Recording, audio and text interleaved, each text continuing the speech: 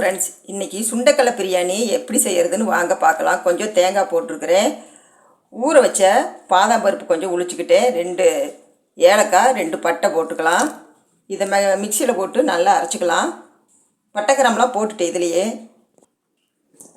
இங்கே பாருங்கள், அரைச்சிட்டேன். இப்போ எப்படி தாளிக்கிறதுன்னு வாங்க பார்க்கலாம். சுண்டக்கடலை பிரியாணிக்கு தாளிக்கிறதுக்கு வெங்காயம், பச்சை மிளகாய், தக்காளி, கருவேப்பிலை, மல்லி கட் பண்ணி வச்சுருக்கிறேன். இஞ்சி பூண்டு வச்சுருக்கிறேன். இங்கே பாருங்கள், சுண்டக்கடலை. இது அரிசி. 1 கப் அரிசிக்கு 1/2 கப் சுண்டல் போடணும். அப்போத்தே சுண்டக்கடலை நிறையா இருந்தால் தான் நல்லாயிருக்கும் சாப்பிட்ற போது. இப்போ தாளிச்சிக்கலாம் வாங்க. வடைச்சட்டி வச்சு தாளிக்காட்டி என்னென்னா அப்படியே நான் குக்கரை வச்சுக்கிட்டேன். இப்போ எண்ணெய் ஊற்றிக்கலாம். எண்ணெய் ஒரு 5 ஸ்பூன் ஊற்றிக்கங்க. எண்ணெய் காஞ்சிருச்சு. பட்டை கிராம்பு, பட்டை, ஏலக்காய் எல்லாம் போட்டுக்கலாம். சோம்பு எல்லாம். இப்போ பட்டை சோம்பு பொரிஞ்சிருச்சு. இப்போ இஞ்சி பூண்டை போட்டுக்கலாம். இஞ்சி பூண்டு வணங்கிருச்சு. இப்போ பச்சை மிளகாய் போட்டுக்கலாம். நல்லா எண்ணெயிலே வதங்கணும். இப்போ வெங்காயத்தையும் போட்டுக்கலாம். இப்போ கருவேப்பிலை, மல்லியும் போட்டுக்கலாம். வெங்காயம் நல்லா வதங்கிருச்சு. இப்போ தக்காளி போட்டுக்கலாம்.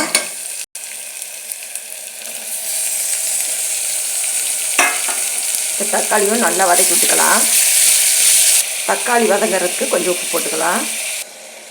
தக்காளி வெங்காயம் நல்லா வதங்கிருச்சு. இப்போ மஞ்சத்தூள் போட்டுக்கலாம். இப்போ வரமிளகாத்தூள் போட்டுக்கலாம்.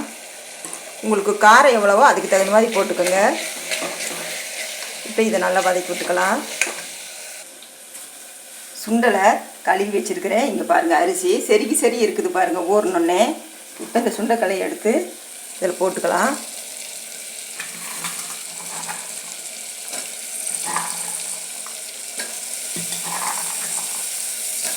சுண்டைக்கலை நிறையா இருந்தால் அந்த சாப்பிட்ற போது நல்லா டேஸ்ட்டாக இருக்கும். பாருங்கள், சுண்டைக்கல்லையே எவ்வளோ இருக்குதுன்னு பாருங்கள். இப்போ அரிசியை போட்டுக்கலாம். அரிசியை 10 நிமிஷம் ஊற வச்சுருக்கிறேன்.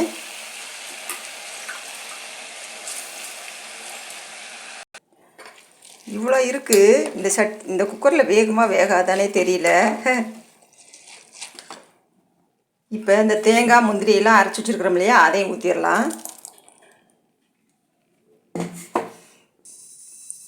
இங்கே பாருங்க, தண்ணி நிறைய ஊற்றிருக்கிறேன். இதுக்கு உப்பு போட்டுக்கலாம். நீங்கள் நெய் இருந்தாலும் இப்போ ஊற்றிக்கலாம். எங்கிட்ட இப்போ நெய் இல்லை, அதனால நான் ஊற்றலை. இப்போ மூடி எடுத்து மூடிக்கலாம். விசில் வந்துருக்கு. இப்போ அடுப்பு ஆஃப் பண்ணிக்கலாம். விசில் அடங்கிருச்சு. இப்போ சாப்பாடை திறந்து பார்க்கலாம்.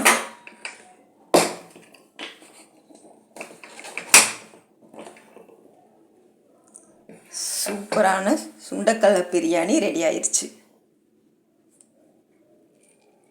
பாருங்கள் எப்படி இருக்குதுன்னு சாப்பாடு. இந்த சாப்பாடு சூப்பராக இருக்கும். இது மாதிரி செஞ்சு பாருங்கள். நிறையா இருக்குது. எடுத்து தட்டில் போடலாம். இது ஒவ்வொரு சாப்பாட்டுக்கும் ஒவ்வொரு சுண்டல் வரும். சுண்டல் கொஞ்சம் நிறைய போட்டால் சூப்பராக இருக்கும். கண்டிப்பாக இதே மாதிரி செஞ்சு பாருங்கள்.